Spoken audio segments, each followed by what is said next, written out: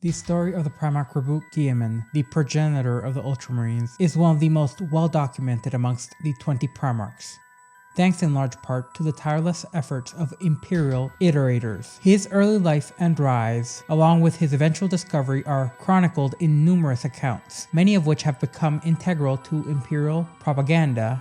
These records, despite their embellishments, share a core of a consistent set of details that provide an insight into the remarkable journey of the legendary figure, the leader of the Imperium of Man and the Avenging Sun, Roboute Guilliman. Imperial legend asserts that the Emperor of Mankind, in his quest to create the ultimate warriors for the Great Crusade, genetically engineered the Primarchs from his own genetic template, and that of the worst mother in human history. Each Primarch was imbued with extraordinary abilities, carefully honed to best serve the Emperor's grand design. However, as the Emperor's designs took shape, the ruinous powers, along with Erda, the universe's worst mother, intervened, and in a cruel twist of fate, the Primarchs were torn from their gestation capsules and scattered across the galaxy through the Imperium, which is hell, leaving each child through a randomized journey within the warp, each to an uncertain destiny. Some of the capsules, as they drifted throughout the warp, were breached, and the chaotic energies of the Imperium seeped in, wreaking havoc and harming their developing forms. The damage was rather immense, and the corruption of chaos left an indelible mark upon several of the Primarchs, prior to them even having proper consciousness. The full scope of the nature of this corruption would not fully be revealed until the tragic events of the Horus Heresy. After drifting for decades, or in some instances centuries, the capsules came to rest on worlds populated by humans. Many of these were not advanced worlds of the Emperor's vision, but rather scattered, isolated planets, each with its own culture and history. Whether by sheer chance or the manipulations of the dark craven gods, these worlds would serve as the crucibles for the most powerful superhuman children to ever exist, where they would grow into the Primarchs that they were destined to become, some heroes, other monsters, tyrants or liberators. It really just depended. One such world, if not the greatest of these worlds, was Macragge, a planet situated on the eastern fringes of the galaxy. Unlike many of its counterparts, Macragge was not entirely barren, though it was far from a paradise. The world had once been part of a sprawling star empire that had collapsed long before humanity's great age of expansion. Despite the passage of time, Macragge's industries have managed to endure, and its people had retained a deeply authoritarian yet cohesive and constructive societal structure. Macragge's significance was further cemented by the preservation of antiquated, short-range, warp-capable vessels. These ships were a relic from a time long past, and they allowed Macragge to engage in near-stellar transit, even during the most devastating warp storms, which would eventually plague and isolate much of humanity during the Age of Strife. Macragge's people were thereby allowed to maintain a tenuous amount of contact with neighboring systems. This allowed them to stay connected, even if faintly, to the broader human race, offering a hope that they were not alone in the void. It is within this rugged yet resilient world that the Primarch, whose legacy would shape the Ultramarines, would find his new home. The capsule containing Guilliman's developing form fell not into the heart of this vast empire, but in the more harsher areas of this moderate environment, known as Macragge, where the Primarch would be tempered by both brutal challenges and by his parentage, as he would rise to prominence as a leader of an unparalleled vision and strength. When the fallen capsule containing the young Primarch arrived on the world of Macragge, it would not go unnoticed. The event that would shape the Primarch of the Ultramarines began not with the arrival of a child, but with the discovery of a technological artifact, an object clearly advanced beyond the understanding of the planet's inhabitants. A group of magnates, wealthy and powerful nobles of Macragge, were on a hunt through a local forest when they first encountered the capsule. Unlike many who were mistaken for an artifact of superstition, these magnates immediately recognized the object for what it was, a vessel of superior technology far beyond anything they had ever seen before. They broke the seal and discovered within it a perfectly formed child, surrounded by the ethereal glow of power from the vessel, a sight that would forever alter the course of Macragge's history. The child, later named Roboute, was brought before Konor Guilliman, who was a nobleman and one of the two consuls of Macragge's most powerful and civilized region. In a custom not uncommon within the nobility of Macragge, Konor adopted the child as his own son, an act that would mark the beginning of Roboute's extraordinary rise to power. power. The young Primarch, already a symbol of something beyond ordinary, was named Roboute, a name that would one day echo throughout the Imperium's records with grandeur uniquely uncommon. As the years passed, Roboute grew both physically and intellectually at a speed which was nothing short of extraordinary. He grew at an unnatural pace, and with this rapid development came an equally remarkable display of both mental and physical prowess. By the time he had reached his 10th birthday, Roboute had surpassed all the teachings of Macragge's wisest tutors. His understanding of history, philosophy, and science was truly unparalleled, and his ability to recall knowledge with perfect accuracy was considered legendary. Furthermore, Roboute's talents for extrapolating logical conclusions from incomplete information bordered on the supernatural, further cementing his status as an individual destined for true greatness. Yet it was in the art of war where Roboute truly excelled. In the culture of Macragge, war was not simply a means of conquest, but it was a highly revered and studied science, an essential discipline that permeated every facet of their society. As Roboute's physical and mental capabilities sharpened, so too did his abilities as a strategist and tactician evolve. Upon reaching the legal age of majority, he was granted command over an expeditionary force tasked with pacifying the rebellious northern lands of Macragge, known as Imperium. Imperium was a land of chaos and a home of warring microstates, outcasts, and brigades of roaming violent criminals. It was a region of petty conflicts and mercenaries often fighting for both sides, raiding or defending at the merest whim. Roboute was entrusted with the monumental task of subduing this lawless region, and he did so with a level of brilliance that would become the hallmark to his reign. His campaign was swift, decisive, and masterfully executed, leading to the eventual submission of the fierce Imperium warbands. More importantly, Roboute earned the respect of these hardened fighters and their fealty, which was a testament to both his leadership and his strategic genius. However, upon returning from his campaign in the north, Roboute found his home, the capital city of Macragge Civitas, in a state of tumult. The orderly and disciplined society that he had once known was now in complete disarray, signaling a significant shift in the political landscape of Macragge, a development that would mark the beginning of a new chapter in Roboute Guilliman's life. While Roboute Guilliman led his campaign to the northern lands of Imperium, the political climate of Macragge was changing in ways that would forever alter the course of his history. During his absence, his co-consul Guilliman, a man once trusted by Roboute's foster father, implicitly executed a coup d'etat upon Konor Guilliman that took the people of Macragge by complete surprise, though in hindsight, it is now seen as an inevitable betrayal. Guilliman was a man of infinite ambition, who had harbored a desire for absolute power for years. His aspirations were not his alone, as he had secretly conspired with fractions within Macragge's nobility, a group whose wealth had been rooted in the vast estates and the labor of the impoverished vassals, whose living conditions were beginning to improve. Guilliman and these conspirators saw Konor's growing influence as a threat, and more importantly, they feared the future that his foster child would bring about. Roboute, whose potential might outshine even their own, seemed on the cusp of becoming the de facto leader of the world. The political tensions within Macragge had already been escalating, and Guilliman's actions provided a spark which would ignite a larger fire. Konor Guilliman, in his time as co-consul, had begun to implement a series of reforms that challenged the ancient autocracy's stronghold to power. As Macragge's industrial economy grew, Konor allied himself with the industrial magnates, the wealthy elites who were the rivals of the traditional nobility, as they not only allowed Macragge to develop quicker, they also allowed for the improvement of the living conditions of the lower classes.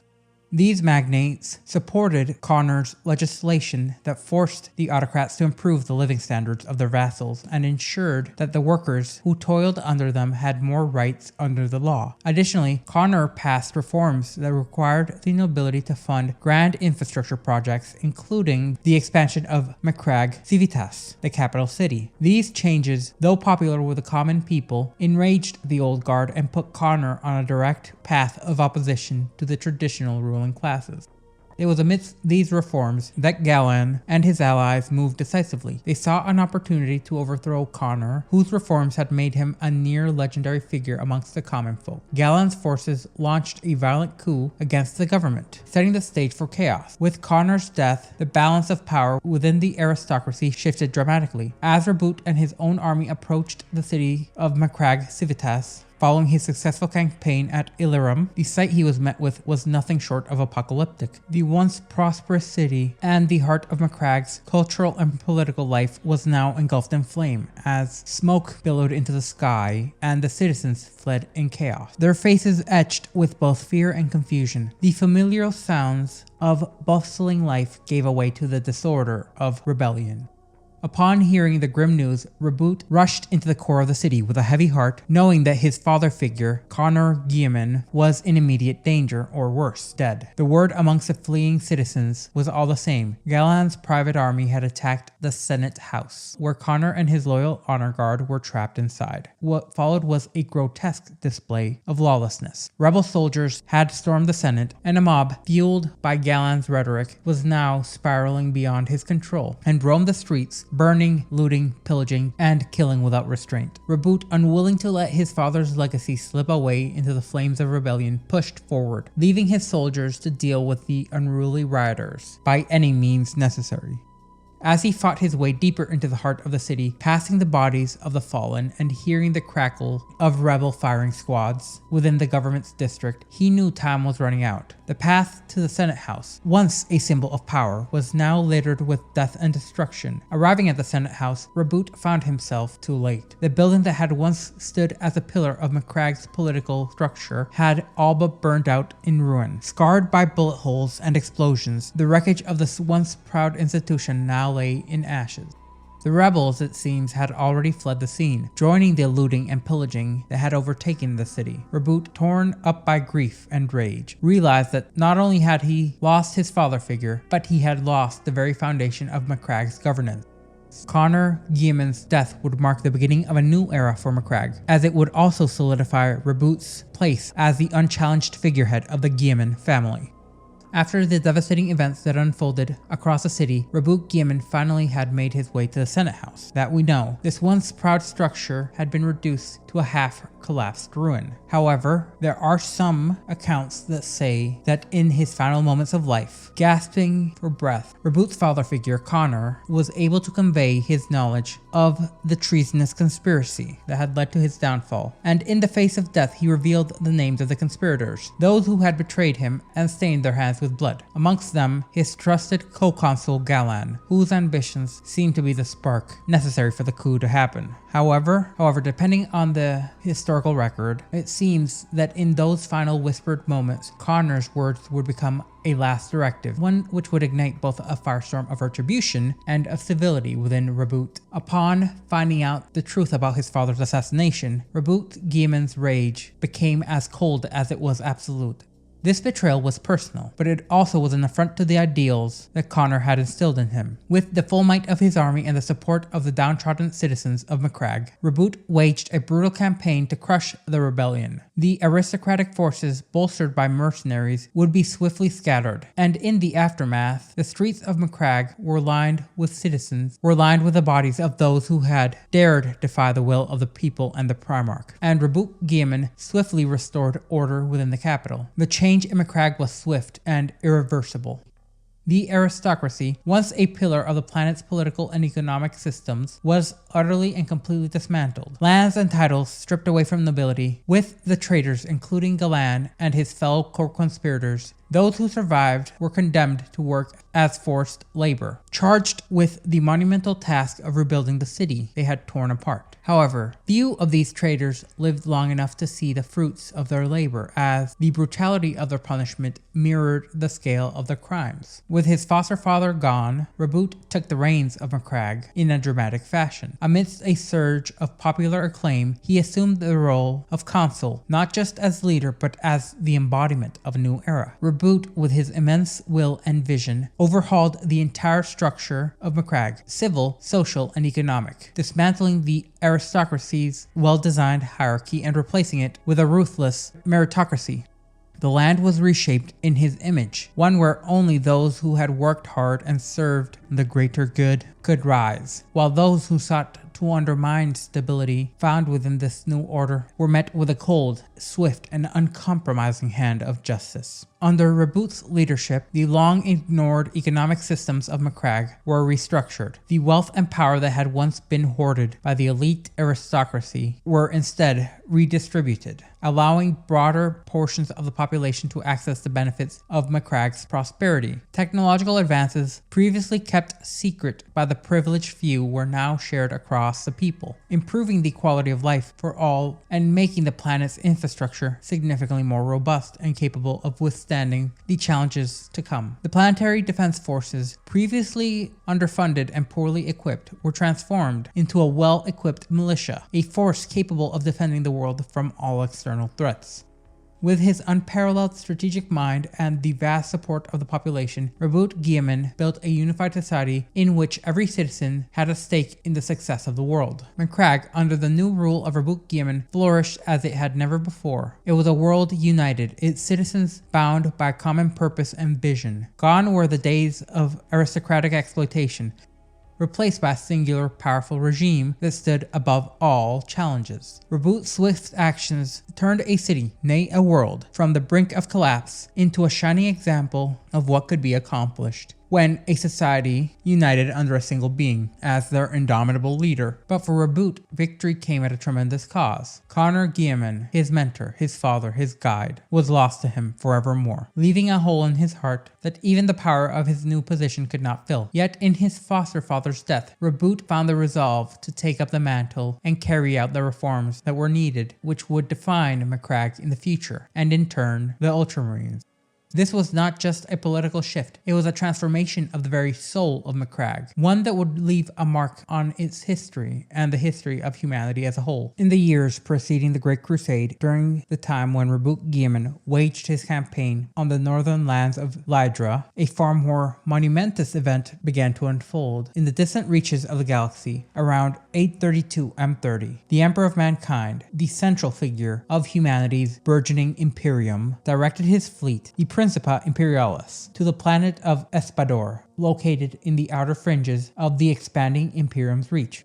Far removed from the central wars of the Great Crusade, it was here amidst the distant worlds that Macragge had tenuously communicated with that the revelation of an unprecedented significance would occur. Upon the arrival at Espador, the Emperor learned the existence of Macragge and its ruler, Consul Konor Guilliman, as well as a remarkable child under his care, which was none other than Roboute Guilliman. The Emperor, having observed countless signs of the child's prodigious abilities, recognized him immediately as what he was, a Primarch, one of his missing sons, whose fate had long remained shrouded in no small amount of mystery. It was often debated whether the Emperor's journey to Espador was truly coincidental, or whether he had some innate foresight or knowledge that would lead him to this remote planet. Some suggest that the Emperor, through his psychic senses, or perhaps a deeper understanding of the cosmos, had anticipated this discovery, orchestrating the timing of his arrival just perfectly. Others argue that it was a mere stroke of fate that had placed the Emperor at the right place at the right time. But what followed can be regarded as anything but coincidence. As the Emperor's fleet moved towards Macragge, disaster after disaster struck. Violent warp storms suddenly began to surge to life out of nowhere, back to back to back, cutting off the planet from the Emperor's advance. These disturbances in the warp seemed to come from powers beyond even the Emperor's control, and prevented him from an immediate approach within the system. This unexpected setback was a rare moment within an even rarer event in the Emperor's vast life, as his fully directed influence was not enough to overpower the forces of the Imperium which were holding him back. It would be 5 long years before another attempt at contact would be made. During this interval, Macragge had undergone a profound transformation, almost as if the very land itself had been reshaped in Roboute's image. The world had become a beacon of order and efficiency, a thriving model of productivity and unity. Cities that once lay in ruin were rebuilt, and now gleaming with marble, steel, and highly advanced technology, signifying a new prosperity in Macragge as its empire began to spread across multiple planets. Its armies, once disorganized and poorly equipped, had been reformed under Roboute's strict discipline, as a now well-armed and well-organized force ready to venture beyond its borders. The very fabric of Macragge had been molded into a cohesive and industrious society, one that could rival any within the Imperium. The stage was now set for the Emperor's return, but when he finally arrived on Macragge, it was not merely the arrival of the Imperial fleet. It would signal the beginning of a new era for both Roboute Guilliman and the realm of Macragge itself, as the Emperor and his appearance would mark the next chapter in the transformation and forging of the Empire within an empire known as Macragge. Even before the arrival of the Emperor, Roboute Guilliman had already begun to shape the future of his dominion. He studied the ancient histories left behind by the deposed aristocracy of Macragge, and in doing so the young Primarch discovered the remnants of humanity's interstellar past. Accounts of a once great interstellar multi-world domain that spanned the stars. These texts, some cryptic and incomplete, hinted at a time when humanity ruled vast swaths of the galaxy, a concept that would ignite in Roboute's imagination and ambition. Said ambition would be for a far greater empire. Amongst these fragments, one term stood out to him above all else: Ultramar. In the ancient scholarly writings, this phrase described an expansive domain beyond the seas of the night. Roboute's interpretation of this was clear. It was a blueprint for the future, one where humanity could reach beyond the stars and forge an interstellar domain, a realm inspired by these words, which he began to dream of, a great destiny for both himself and his people. Roboute's aspirations were not just idle fantasy. Under his rule, Macragge began to evolve into a prosperous and powerful entity. The once relatively isolated world established warp-sealed trade routes that connected it to nearby star systems, establishing an economic network that brought in raw materials, knowledge, and people to Macragge. Simultaneously, Roboute led successful campaigns against neighboring territories, swiftly quelling unrest in the expanding Macragge's sphere of influence. These early conquests, although brief, laid the foundation for what eventually would become the mighty interstellar empire of Ultramar. In 837 M30, the Emperor at last managed to arrive on Macragge, having navigated the dangers of the warp and the distant reaches of the galaxy. Upon witnessing the transformation Roboute had wrought, the Emperor is said to have been genuinely pleased. Unlike his early encounters with some of his more aggressive or savage Primarchs, such as Leman Russ, Ferrus Manus, Mortarion, the Emperor found in Roboute's accomplishments something which was to be a true demonstration of the vast potential he envisioned for humanity. When Roboute learned the truth of his origins, that he was not merely born but created for a specific purpose, he would immediately pledge loyalty to his liege. It was said that Roboute, having already theorized of his true parentage, swore fealty to the Emperor without hesitation, knowing that it was he who was his true father and the architect of his existence. This moment marked the beginning of a powerful bond between father and son, one that would shape the future of the Imperium far more than many of his siblings. To those who observed him, it was apparent that Roboute possessed extraordinary qualities, even amongst his demigod kin. His analytical intellect, even by the standards of the Primarchs, was unmatched, and his ability to process vast amounts of information and devise strategies at an alarmingly accelerated rate was truly extraordinary. More than this, he demonstrated an innate talent for statecraft and the macro-organization of societies on an unimaginable scale, one that far outmatched any of his brothers by leagues and bounds. Roboute Guilliman's vision for the future of humanity had already been realized within the borders of his home world, but it would be his intellectual gifts combined with his unyielding and unending ambitions that would propel the Great Crusade to unforeseen heights. At the time, however, few could fathom the magnitude of what Roboute Guilliman's abilities would bring to the Emperor's vision. The Primarch's talents, coupled with the Emperor's guidance, would soon make him one of the most lauded and greatest strategies, along with statesmen, the Imperium had ever seen, with the power to unite the scattered human colonies into a singular unstoppable force.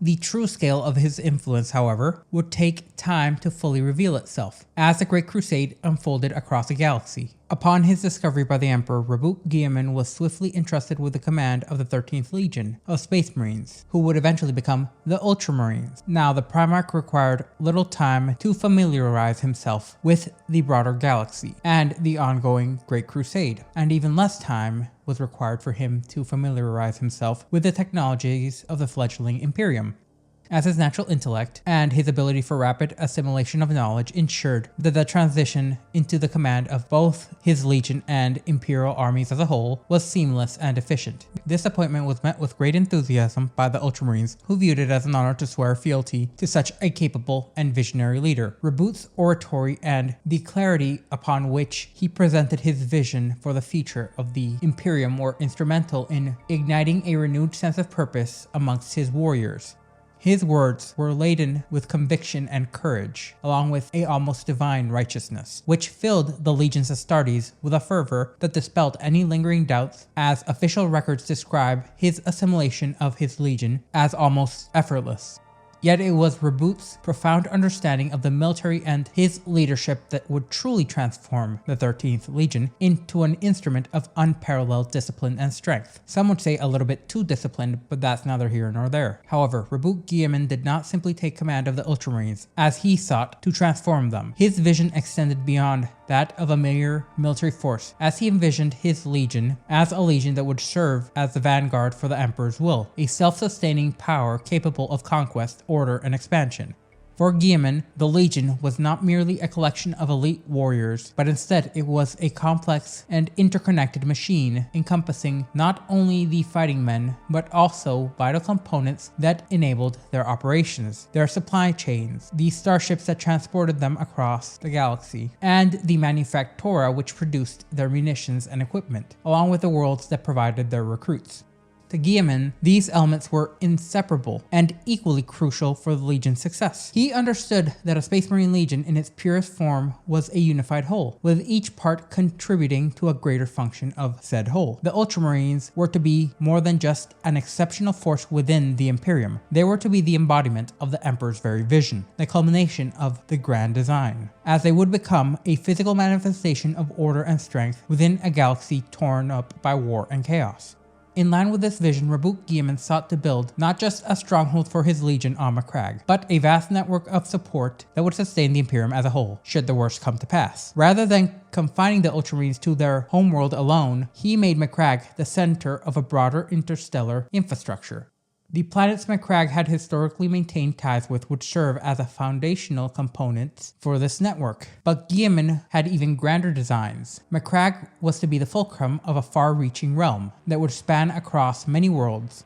A realm not limited to the narrow scope of a singular planet, but a strategic domain, as Guilliman above all else was an empire builder by design. This network would eventually come to be known as the Realm of Ultramar, and it would serve as a heart of Roboute Guilliman's efforts for the coming solar decades. His dream of a unified, highly organized, and expansive empire would be pursued relentlessly, creating and encompassing a vast network of worlds that not only provided support for the Ultramarines, but also served as a model for the Imperium as a whole. However, the seeds of this monumental endeavor would end up bearing tragic fruit with the onset of the Horus Heresy, the treacherous conflict that would threaten to tear apart the very foundation of the Imperium. Still, Roboute Guilliman's dream of Ultramar and his vision for a united human domain would stand as one of his most enduring legacies. As swiftly as Roboute Guilliman set his plans for the realm of Ultramar into motion, he turned his attention to the reorganization of his newly entrusted legion, the Ultramarines. Employing a meticulous and expansive approach, Guilliman would draw upon his understanding of military doctrines, political philosophies, and cultural strengths fostered in his homeworld of Macragge. He also would conduct an extensive study of the histories of the other legions and armed forces under the Emperor's banner, considering their successes and failures in equal measure. With this insight in hand, Guilliman sought to overhaul his legion, their organizational structures, tactical doctrine, and operational philosophies. The transformation of the Ultramarines into a force of unprecedented discipline and efficiency resulted in a highly meritocratic and rigorously structured military machine. This organization, while drawing heavily from the existing strengths of the 13th Legion, was an extension of Guilliman's own methodical and analytical approaches to theaters of war and leadership. The gene seed of the Primarch had already subtly influenced the character of the Legion, but through the systematic analysis and the use of his his vast rationale, Guilliman was able to purge the weakness and inefficiencies from within his legion, ultimately creating an optimal military force. The restructuring of the legion was not a static endeavor, but an ongoing process, one which would evolve in response to the challenges and needs of an ever-expanding Imperium. Guilliman's strategy was overall underpinned by a dual doctrine that integrated the seemingly opposing forces, the practical virtues of the warrior, courage, discipline, and adaptability, along with the theoretical ideals of planning, precedent analysis, and assessment. Each was regarded as equally valuable, each informing the other upon what to improve. To Guilliman, these two aspects were inseparable, and when combined, formed the foundation of a cohesive and effective military strategy, a perfect union, if you will, an ultra-union, like the forging of a blade from pure metal. The 13th Legion would become the embodiment of the values that Guilliman had already established on Macragge. A society based on ruthless efficiency along with even-handedness. Under his leadership, the Ultramarines adopted a strict meritocracy with individual valor and achievement rewarded with greater responsibility and honor. However, personal ambition was subordinate to the greater whole. The Legion was a single, united body, all under Guilliman's doctrine, in which the loss of any individual warrior weakened the entire force, and thus no life would be lost recklessly or without purpose. Every member was seen as a part of a larger whole, an unbreakable chain. Within the Legion, Guilliman enforced unwavering obedience to the chain of command, a rigidity that would in later generations come to cost them. This absolute respect for hierarchy was balanced by a culture of recognition and reward for individual success. In turn, the Legion's strict discipline fostered an environment where each Ultramarine felt a profound duty to the collective cause, understanding that their success or failure impacted the Emperor's grand vision. Outwardly, these changes were immediately apparent. The livery of the Ultramarines was altered to a deep regal blue, chased with gold, reflecting the Legion's newfound prestige and connection to Guilliman's vision of a unified, orderly Imperium. The Ultima glyph, an ancient symbol of pre-isolation stellar charts held in the Ultramar region, would also be adopted as the Legion's official icon and seal, symbolizing their strong connection between the Legion and the realm of Ultramar in specific, one which they would embody heart, mind, and soul. With the new title of the Ultramarines, Guilliman's Legion swore to carry the Great Crusade beyond the stars themselves if necessary, an idea famously attributed to the Remembrancer, El Amphibdira, who suggested that Guilliman's ambition knew no bounds. His commitment to the Emperor's vision was absolute, and his dedication to the Legion's expansion and success would propel them towards unimaginable goals. In this moment, Guilliman and the Ultramarines would rise to become not just a military force, but as a great symbol of order, purpose, and unity within the Imperium, a legacy that would stand the test of time. With his forward base of operations established on Macragge, Primarch Roboute Guilliman was granted an independent crusade command by the Emperor himself. This would be the 12th Expeditionary Fleet, which would be reformed under his leadership and equipped with state-of-the-art warships from Mars, a reward for Guilliman's growing reputation and success. From this point, the Primarch wasted no time in pursuing a new series of conquests that would expand the reach of the Imperium of Man greatly. The Ultramarines, as Guilliman's Legion, had now become known as some of the preeminent warriors in the Imperium, beginning their campaign of expansion and rapidly identifying worlds for Imperial compliance. With swift and decisive actions, the Legion would seek out hostile Xenos enclaves for eradication, while also securing new territories for the Emperor's domain. Their progress was only occasionally interrupted when called upon to join larger campaigns directed by the Emperor's will. But for nearly a Terran century, the 12th Expeditionary Fleet operated with relentless speeds and purpose. Their reach extended across the galaxy. To the north, they ventured to the desolate hostile regions where the dominion of storms lay in ruin. To the east and south, they pushed to the furthest reaches of the known galaxy, approaching the mysterious boundary of Ultima Thule, a place where the stars dimmed and space seemed to empty out into the void of exogalactic darkness.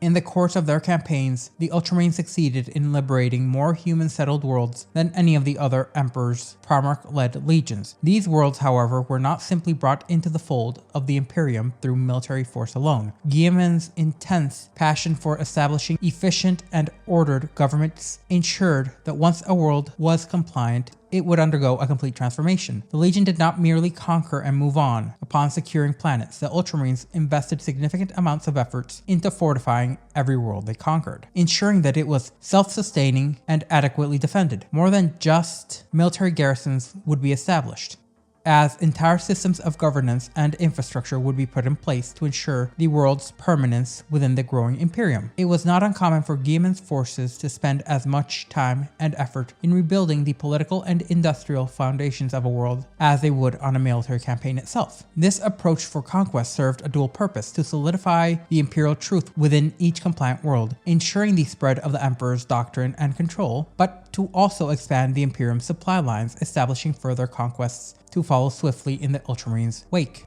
The Legion's ability to bring stability and infrastructure to newly conquered planets allowed them to extend their reach further and faster than anyone had anticipated. As the Ultramarines' campaigns pressed on, their victories continued to mount, but the growth in their number was just as, if not more, striking. Even before the reunification with Guilliman, the XIIIth Legion had demonstrated an impressive capacity for expansion. Their resilience, born of their gene seed, in large part due to their Primarch's more standard human traits, allowed them to maintain a steady growth, recovering from rigorous war and replenishing their ranks through rapid gene seed replication.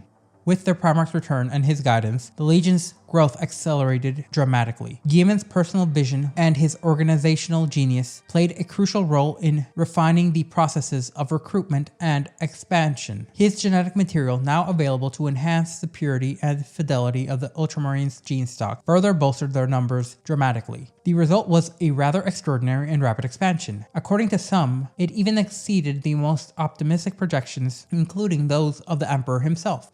The Ultramarines, once a single legion, now represented a force so vast and so well organized, along with being so unbelievably efficient, that it could no longer be simply seen as a singular military asset. It was in fact the cornerstone of the Emperor's now expanding empire, one that would forever shape the future of the Great Crusade and the Imperium as a whole, seeing as the majority of Space Marines are now descended from this bloodline. Within mere solar months of the Ultramarines' establishment on Macragge, the first new influx of recruits began arriving at the Fortress of Hera, the Legion's newly constructed fortress monastery and headquarters. This marked the commencement of a process that would persist unbroken, which would be the continual strengthening and renewal of the 13th Legion's ranks. Wave after wave of recruits stemmed in, drawn not only from Macragge and the growing worlds of the realms of Ultramar, but from the countless other colonies and worlds that had fallen under the banner of Roboute Guilliman and his crusading fleets. The recruitment process was rigorous, designed not only to test the physical prowess and powers of the candidates, but also their mental fortitude and their loyalty to the imperial truth.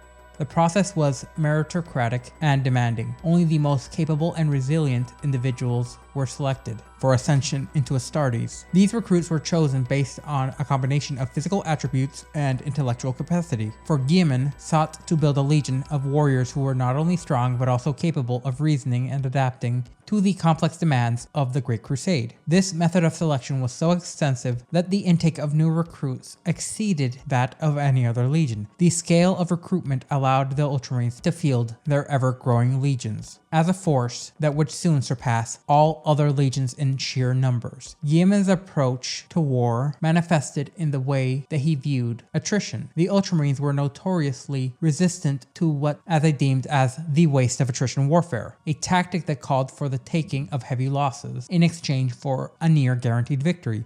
Under Guilliman's command, this principle was inverted. The larger the force that Ultramarines could bring to bear in compliance actions, the fewer the casualties they would sustain. This tactical approach was reinforced by their ability to recruit at a scale unprecedented within the legions. By continuously replenishing their numbers, the Ultramarines could maintain an overwhelming presence in any theater of war, amplifying their impact and reducing their overall vulnerabilities, allowing them to use siege warfare tactics in a way that had not been done before. However, not every campaign was free of hardship, as the Ultramarines faced countless enemies, including some of the most horrific threats in the galaxy, such as the orcs and the predatory Tandril, along with a host of other xenoic horrors. In these encounters, the Ultramarines did in fact endure heavy losses, fighting battles that tested both their mettle and resolve. Despite this, their sheer number and capacity for rapid replenishment of troops made them remarkably resilient. Any casualties suffered were inevitably replaced within a few Terran years, ensuring the Legion could withstand even the most punishing of campaigns. This extraordinary capacity for renewal in both terms of manpower and organizational structures ensured that the Ultramarines remained a domineering force on every battlefield the Imperium had to offer. Their ability to replace lost warriors, coupled with their unyielding commitment to efficiency and discipline, allowed them to maintain their momentum unimpeded in the Great Crusade, securing victory after victory in the Emperor's name. Through Guilliman's vision, the XIIIth Legion was no longer just a fighting force, it was a symbol of the Imperium's ever-growing realms. By the time Horus was appointed as War Master during the Triumph of Ulnar, the Ultramarines had established themselves as the largest of all Space Marine legions. Official assessments place their numbers well beyond that of their peer legionaries, with a substantial margin separating them from the next largest forces. This unprecedented growth was in large part a result of the Ultramarines' continued expansion, fortification, and recruitment processes, along with their ability to replenish their ranks. With this newfound strength, the 12th Expeditionary Fleet, once a singular force, was subdivided into multiple smaller fleets. Each fleet, still vast and closing in on most Legion's operational size, carried with it thousands upon thousands, and at times tens of thousands of Astartes, allowing the Legion to have an even larger range further across the galaxy and extending to the furthest reaches of the Imperium's growing domains. By the eve of the Isstvan III atrocity, the Ultramarines had grown to a staggering size of 250,000 Astartes, a feat that would stand as a monumental achievement unmatched by any other legion. The Ultramarines were not only the most numerous, but also the most formidable, in part due to their incredible supply lines and incredible size. Their strength would go, in essence, unchallenged for much of the Great Crusade, with only a few outliers posing any serious competition, in particular the Luna Wolves and the Dark Angels, while the Word-Bearers, following their treasonous expansion, would come to rival the Ultramarines, in large part due to the demons aiding them. Estimates suggest that they too may have numbered in the upwards of 100,000 legionaries. These figures, though often shrouded in no small amount of secrecy and historical loss of information, are generally agreed to be correct. The Alpha Legion, with their infamous clandestine operations, would also be rumored to match or surpass the Ultramarines' strength, though official records would often understate their true capacity. The true scope of the Ultramarines' power was not only measured by their sheer size of numbers, but also by the strength of the realm they controlled and their supply lines being, in essence, unrivaled. The realm Guilliman had created was so vast that by the time of the Galactic Civil War, it was said to encompass as many as 500 worlds. This empire within an empire was a self-sustaining network of planets and colonies, which acted as a fortress in the east, with its influence stretching as far and wide across the galaxy as any other. It was a significant power base that had been established with such careful planning and forethought that it made the Ultramarines almost untouchable, to the point that Lorgar would have to intentionally isolate them and send multiple legions in order to hold them up. However, this tremendous growth would also prove to be the Ultramarines' greatest vulnerability. Their size and autonomy, given their vast and varied extensive infrastructure, made them to be viewed as a separate and involatile entity in the East, and it made them a priority target for the growing traitor conspiracy. The War Master's vision, alongside with the Word-Bearer's burning desire for vengeance, would soon see the Ultramarines isolated and broken. The War Master's ultimate plan, crafted with the intention of dismantling the Imperium from within, would unfold for the Ultramarines on the world of Calth, a pivotal battleground where the fate of the Ultramarines and their Primarch Roboute Guilliman would hang in the balance, which would set the record for the longest continuous battle in all of history, as the Ultramarines to this day will refuse to accept the Battle of Calth ending until the last Word-Bearer is slain, as the Ultramarines would find themselves as one of the prime targets of the traitors, as they would also find themselves as the target of one of the first major conflicts of the Horus Heresy.